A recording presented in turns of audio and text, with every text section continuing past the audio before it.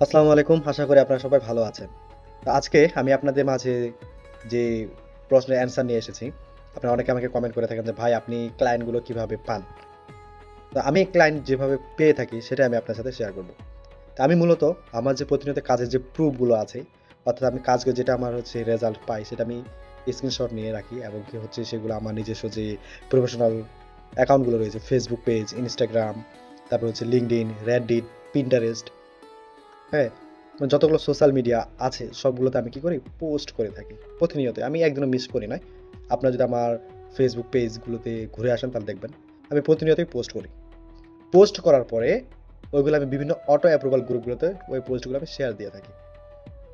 ওই শেয়ার দেওয়ার কারণে অনেকে আমার এই পোস্টগুলো দেখে, কেউ কমেন্ট করে এবং কি আমার পার্সোনালি এসএমএস বা মেসেজ করে থাকে যে তারা ডিটেইলস জানতে চায়। তো ডিটেইলস জানার জন্য যখন তারা আমাকে বলে বা আমি কিভাবে তাদের